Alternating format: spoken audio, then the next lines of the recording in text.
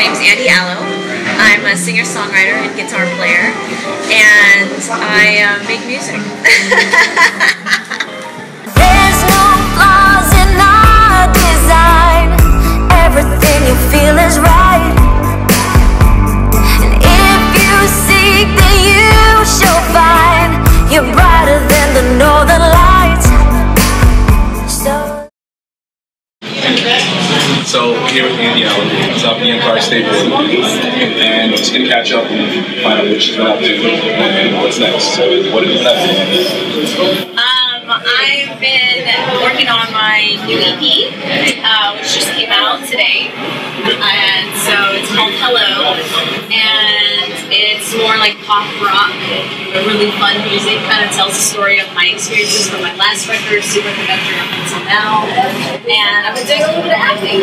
So I just finished acting on NBC pilot, called Warrior, and yeah, staying busy, having fun. So you mentioned Superconductor, so I guess can you delve into a little bit what is the difference between Superconductor specifically and the EP? Well, the difference would be genre-wise. So Superconductor was more like funk, soul, and the new EP, which is Hello, is more pop rock. So it's a little different sound. It's kind of a new direction for me, and I wanted to challenge myself to try something different and explore this music that I really love listening to when I was growing up. So I used to listen to like Bruce Springsteen and Fleetwood Mac, and I always loved like good rock and pop music, and I wanted to experiment a little bit. What's your favorite song? Ooh, my favorite song, I'd say Tongue-Tied, which is a really upbeat, fun song. Kind of talks about those first moments when you're just falling in love with someone and they make you speechless, you don't know what to say, and so you feel tongue-tied. That's my favorite song. And what was the process like, I guess, for creating this EP? Was it the standard writing songs first and then adding music later? What was the process, I guess, behind creating these songs?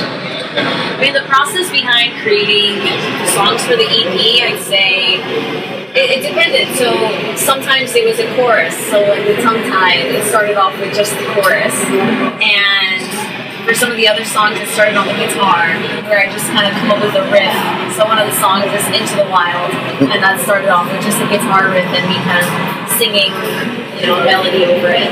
And yeah, so it kind of depends which way, but it's always different. So what are some of your influences musically?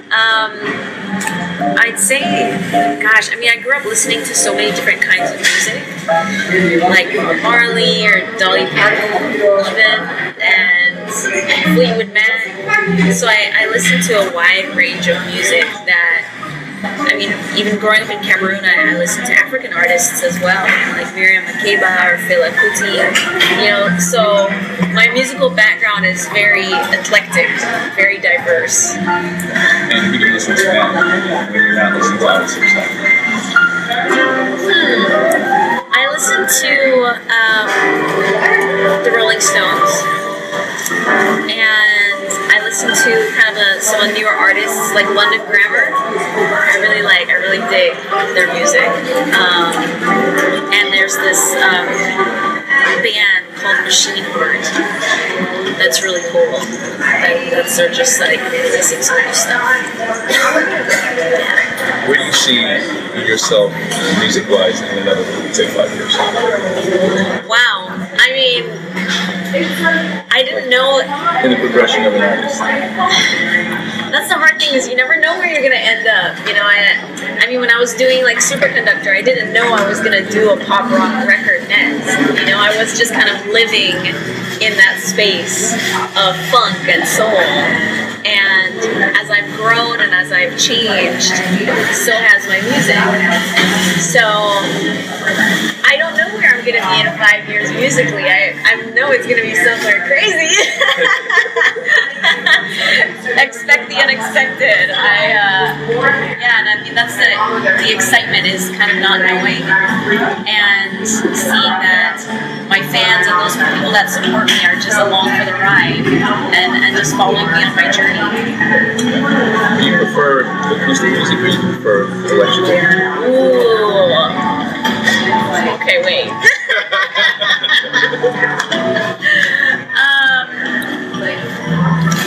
I mean, there's something beautiful about, you know, doing music acoustically because it's kind of unaffected, and its music is the song. I think when I'm writing acoustically, the song is in its purest form, so there's no crazy sounds or there's nothing, you know, kind of altering it. So you can know whether you have a great song if you perform it acoustically and it's still good. I mean, I recently got into kind of more of the electric guitar and electric sounds and playing with pedals, and that's been so much fun. So I feel like I'm kind of changing to where I'm loving electric stuff and kind of seeing where I can play with. Talk about your song process. You actually sit down to write the stuff. Start with like, sentences. Start with I recently started writing a song, and it started with chords on the guitar, and I had an idea of kind of what I wanted to say, and I just started playing just some stuff on the guitar and then humming, and then the words kind of came from that. So that's usually how it starts. I'll just have my guitar with me and I'll start just plucking away and humming something, and it turns into words, and sometimes it comes with, you know, a line of what I want to say, and then I'll figure out, okay, what chords kind of match that feeling. what is your favorite album? Oh, I love food. I'm partial to plantains. Really? Okay. Fried plantains. Yeah, and I'm there. You got me. Where did that come from? Just out of curiosity. With Cameroon. Yeah. What is your favorite song? Ooh, favorite song. Well, we're listening to jazz now, so I guess I should say Miles Davis, Blue and Green. But if there's one song that always gets me in the great mood, and that's "She's a Bad Jump" by Carl Carlton. Anytime I hear that song, I'm in the just happiest place.